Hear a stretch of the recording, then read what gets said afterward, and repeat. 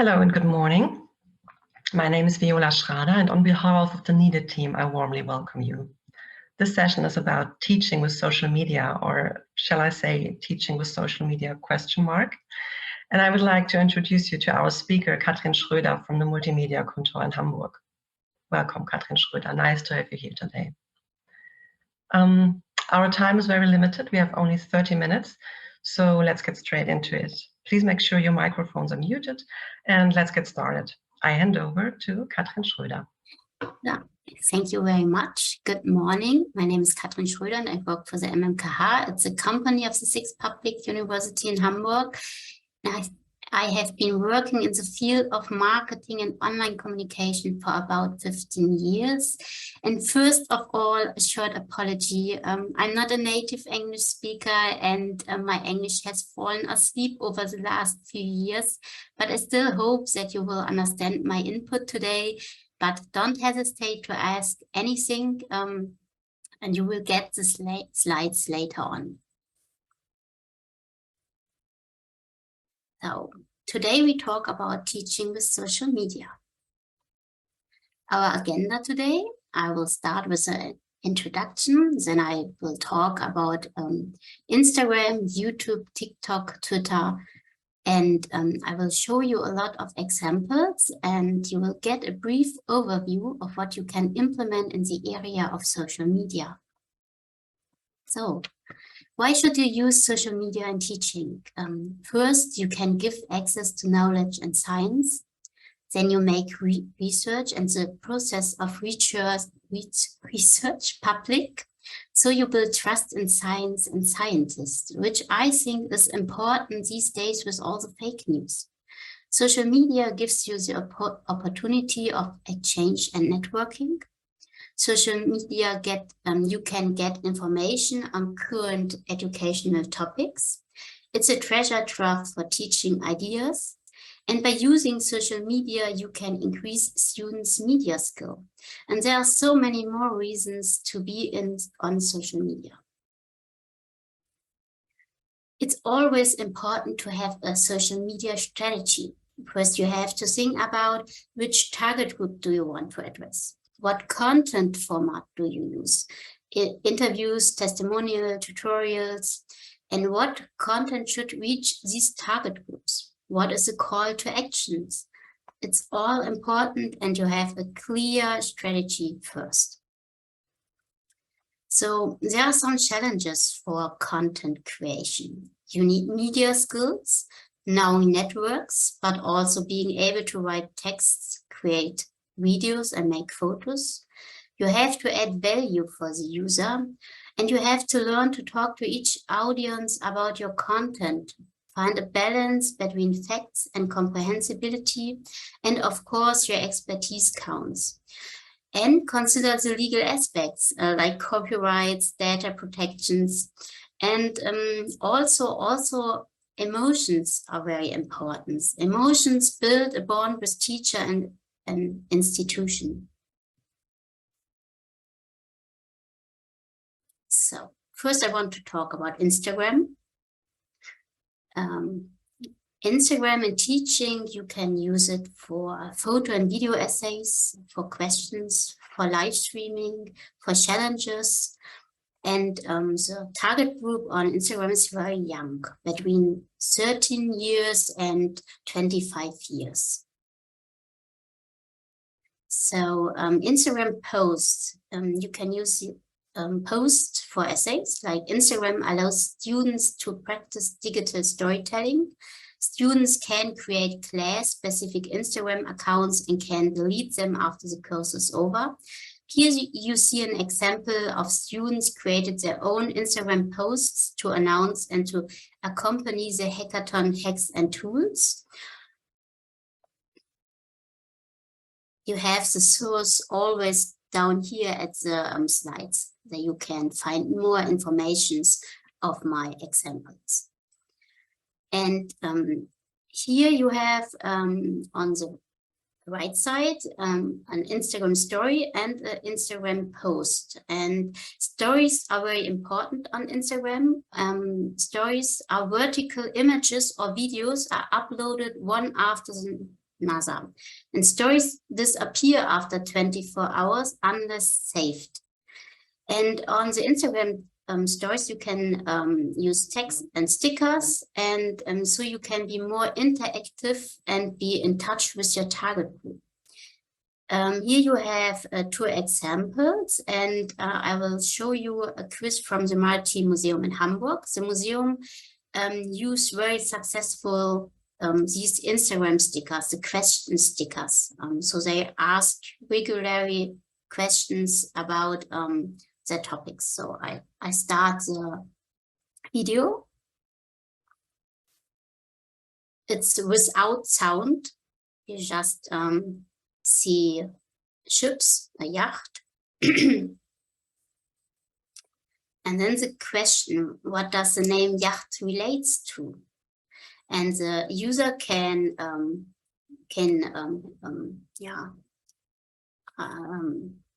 interactive with the museum, and the museum gives later on a long answer to the word yacht. So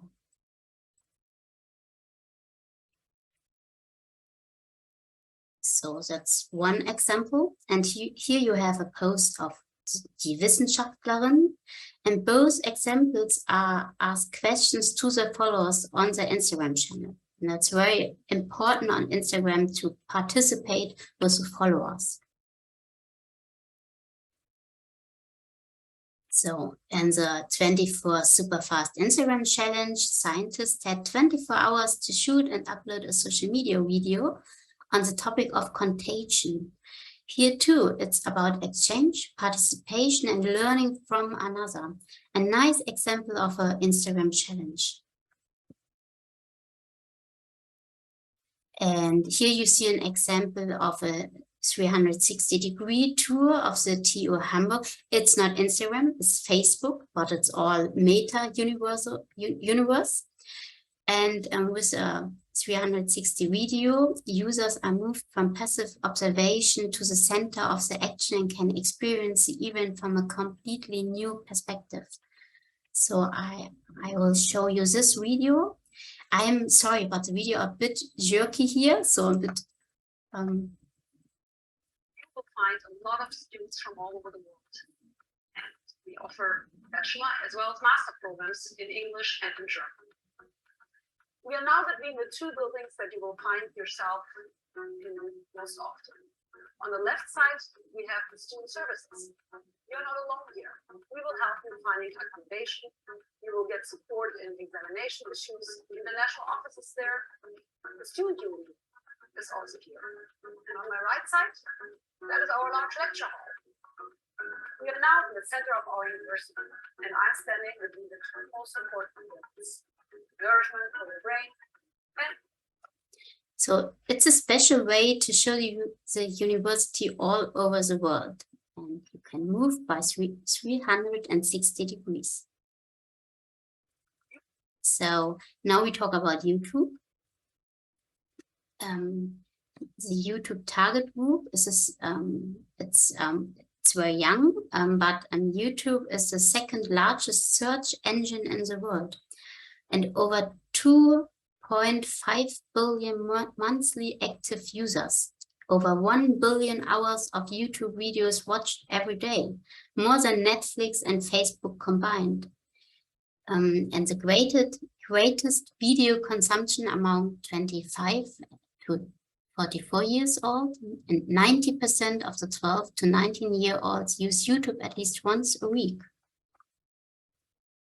And you can use YouTube in teaching for share introduction videos or lectures for students, stream live lectures, talks or ceremonies, or to show your lectures or your content in virtual reality. So here we have an example, it's a tutorial of Professor Weitz, and almost all of the more than 2,000 videos are parts of lectures that Professor Dr. Edmund Weitz held at the Hamburg University of Applied Science, and he's very successful of his videos. Thousands of people, of students watch these videos on YouTube.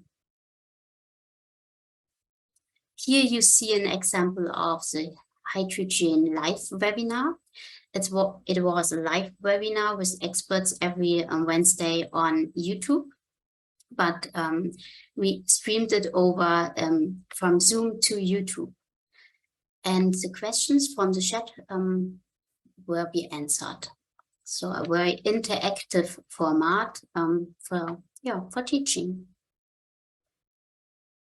Next, you see example for a virtual reality event. The virtual participants meet as avatar in virtual space, for example, via AllSpace VR.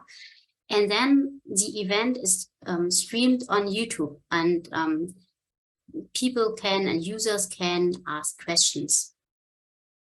That's also a very good way to show your content in a new and different way. So next, I want to show you a few TikTok examples. What is TikTok? TikTok is a social media app created and owned by Chinese company ByteDance. It allows people to create and edit videos over 3 to 60 seconds. If you upload from another source, video can be longer, up to 10 minutes. And the TikTok audience is the youngest.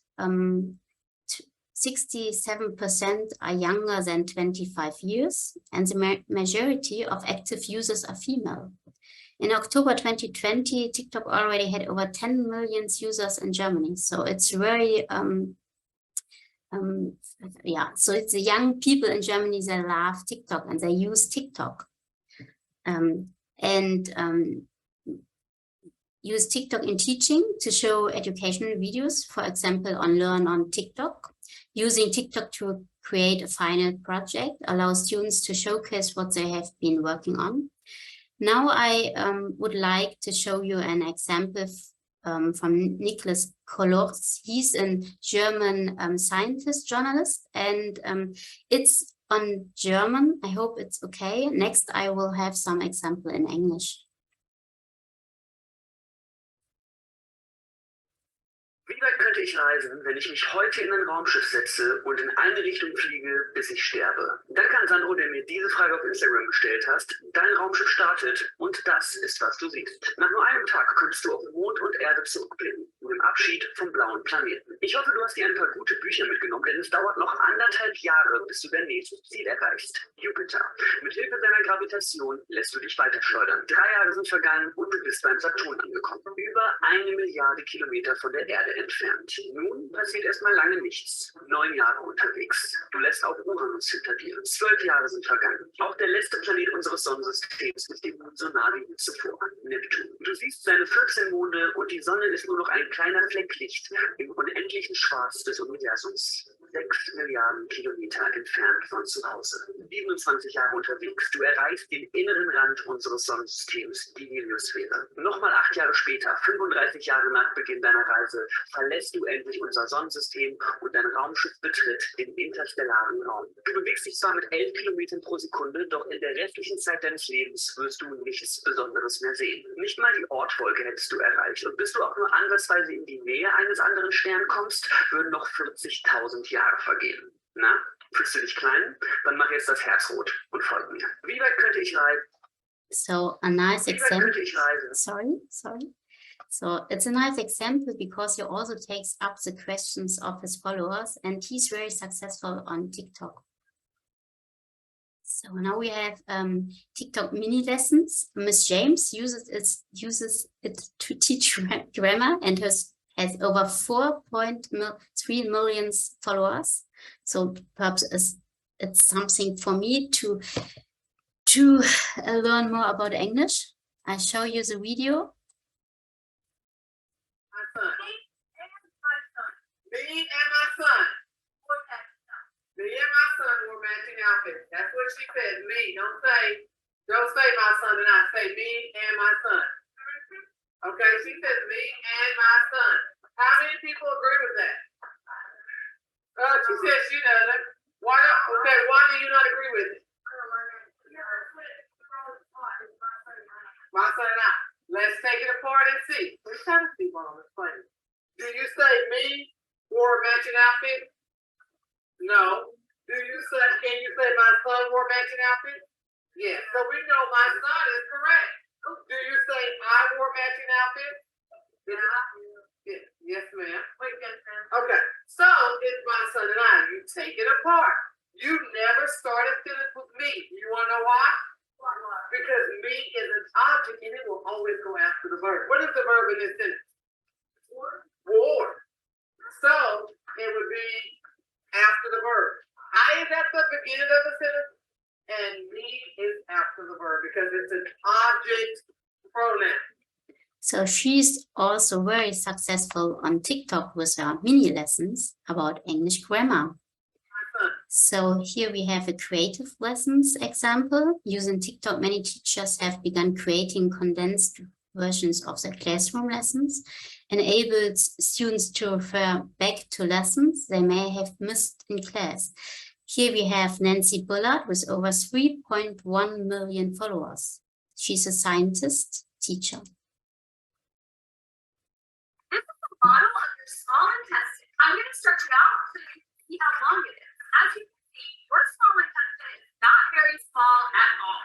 In fact, the average small intestine is over 25 feet long. Then how big is the large intestine? Your large intestine is actually shorter than your small intestine. The reason it's called the large intestine is because it's much wider than the small intestine. The large intestine is short and wide, while the small intestine is long and narrow. Now you know, follow for more science videos. This is a So very short videos, but with a creative, interesting lesson.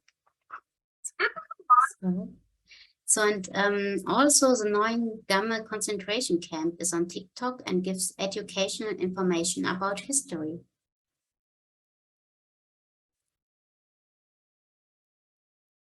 So why is the concentration camp memorial on TikTok? Well, if we look here, we can see that actually 48% of young people in the US can't even name a single concentration camp. And in other countries, it's not much better either. That's why we decided to create this TikTok to help spread awareness of what goes on here at the memorial and also educate people about the history of the camp.